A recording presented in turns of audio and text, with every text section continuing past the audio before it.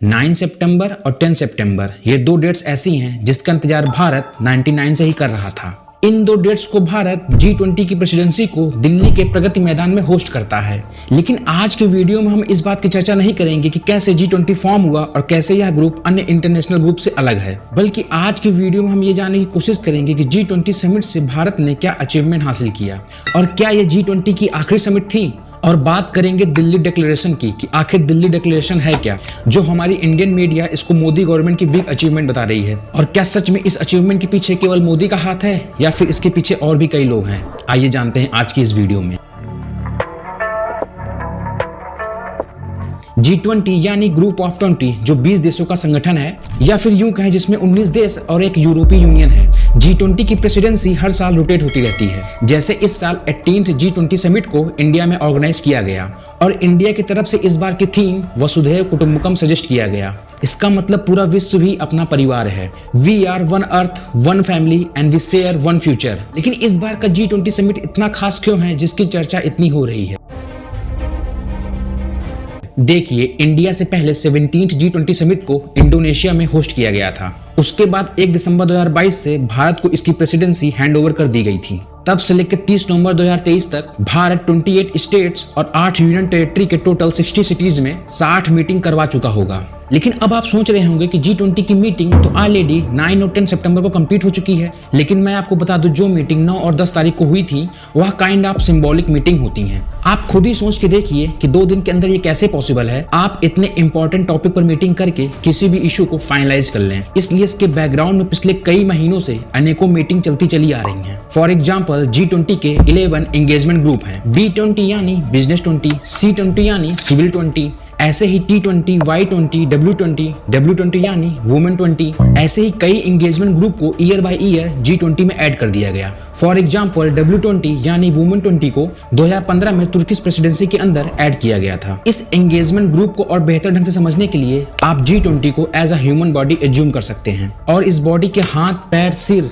इसके engagement group हैं और यही हाथ, पैर यानी एंगेजमेंट ग्रुप G20 लीडर्स के लिए पॉलिसीज बनाने में हेल्प करते हैं। लेकिन इस बॉडी में भारत की तरफ से 2023 में कौन सा ऑर्गन ट्रांसप्लांट किया गया? देखिए, भारत ने इस साल इस बॉडी में स्टार्टअप 20 को ऐड किया, जिसका काम सभी G20 कंट्रीज में क्रिएट होने वाले न्यू स्टार्टअप्स और कॉर्पोरेट और इन्वेस्टर्स के बीच में एक कोऑर्डिनेशन एस्टैब्लिश करना था।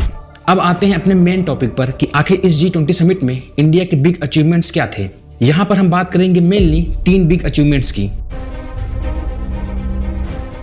तो पहला अचीवमेंट भारत के लिए यह है कि भारत ने G20 को ही समाप्त कर दिया। क्या बात कर रहे हैं बाबा? जी हाँ, अब G20 नहीं रहा, या फिर यूं कहें भारत ने G20 को एक्सपैंड करके G21 बना दिया। और 21st कोई पर्टिकुलर कंट्री नहीं बल्कि अफ्रीकी यूनियन है। लेकिन एक मिनट, G20 का मेंबर अफ्रीका तो है नहीं, तो आखिर उसको इनवाइट किया किसने? देखिए, G20 की प्रेसिडेंसी को होस्ट करने वाले के पास एक स्पेशल पावर होती है जिनके तहत वो उन कंट्रीज को भी as a guest member invite कर सकता है जो G20 के मेंबर नहीं है। और इसी पावर के तहत इंडिया ने कंट्रीज को as a guest member invite किया था, जिसमें सारी कंट्रीज के नाम आपकी स्क्रीन पर हैं। अफ्रीकन यूनियन में टोटल 55 कंट्रीज हैं। भारत केवल इस एक मूव से अफ्रीकन कंट्रीज के साथ भारत के रिलेशन और मजबूत हो जाएंगे।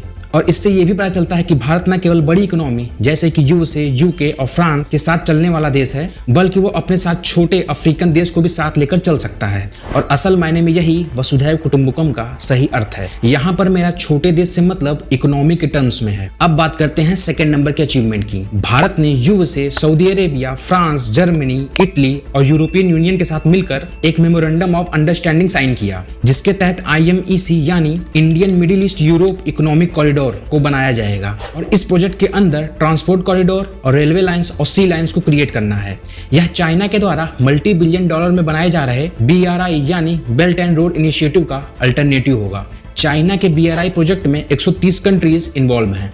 और अब आते हैं थर्ड अचीवमेंट पर।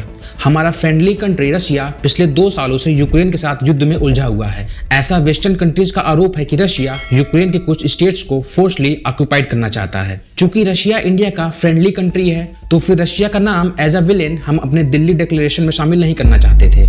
लेकिन at the same time India का ये भी स्टैंड रहा है कि हम किसी भी वॉर को डायरेक्टली या फिर इनडायरेक्टली सपोर्ट नहीं करते हैं। इसलिए भारत ने एक बीच का रास्ता निकाला। अगर आप दिल्ली डिक्लेरेशन के सेकंड पेज पर 8 पॉइंट को पढ़ेंगे तो वहां पर यह कहा गया है concerning the war in Ukraine. यहाँ पर यूक्रेन का तो जिक्र है लेकिन रशिया का कोई भी जिक्र नहीं है। मतलब हम इस बात को एक्सेप्ट तो कर रहे हैं कि यूक्रेन में वॉर हो रही है, लेकिन ये क्यों हो रही है और इस वॉर की शुरुआत यूक्रेन ने किया या फिर रशिया ने, इसका कोई भी जिक्र इस डिक्लेरेशन में नहीं है। आप इस ट्वीट को देख सकते हैं। इस ट्वीट को G20 समिट में भारत की तरफ से शेरपा रहे अमिताभ कांत ने किया है और इसमें साफ मेंशन है कि इंडिया के लिए रशिया यूक्रेन वाला पैराग्राफ बहुत ही चैलेंजिंग भरा रहा। इसको और बेहतर ढंग से समझने के लिए यदि आप लास्ट ईयर इंडोनेशिया में हुए बाली डिक्लेरेशन को देखेंगे तो वहां पर यह साफ साफ लिखा गया है aggression by the Russian federation against the Ukraine. और इसी के साथ भारत ने G20 समिट में GBA यानी ग्लोबल बायोफ्यूल अलायंस को प्रमोट किया कि कैसे हम बायोफ्यूल को फॉसिल फ्यूल से रिप्लेस कर सकते हैं और इसकी प्रोडक्शन को इंक्रीज कर सकते हैं।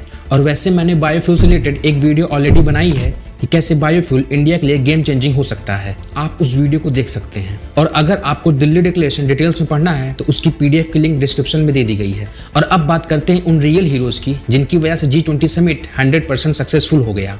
आप सब तो पूरे मीडिया में बस एक ही नाम सुन रहे होंगे, मोदी। लेकिन क्या आपको लगता है कोई भी अकेला व्यक्ति इतने बड़े समिट को सक्सेसफुली कंडक्ट करवा सकता है? वैसे इसमें कोई भी डाउट नहीं है कि वो एज अ PM इंडिया को इस समिट में लीड कर रहे थे, लेकिन उनके पीछे कई मिनिस्ट्री के ऑफिसर, कई IFS ऑफिसर लगातार 1 साल से काम कर रहे थे। तो फिर यहाँ पर मेनली आज हम 5 ऑफिसर्स की बात करेंगे जिनकी वजह से यह समिट 100% सक्सेसफुल हो पाया।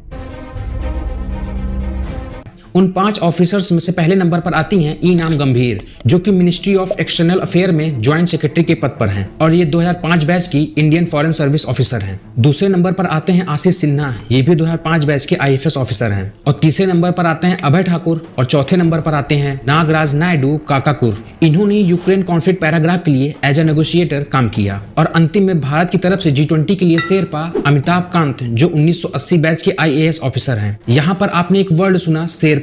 यह एक हाई रैंकिंग ऑफिशियल पोस्ट होती है जो अपनी कंट्री को इंटरनेशनल समिट में रिप्रेजेंट करती है। और इसी के साथ भारत के पास G20 की प्रेसिडेंसी नवंबर 2023 तक रहेगी। इसके बाद ब्राजील 2024 में, 2025 में साउथ अफ्रीका G20 की प्रेसिडेंसी को होस्ट करेगा। फिर 2026 से वापस से साइकिल USA से चालू हो जाएगी।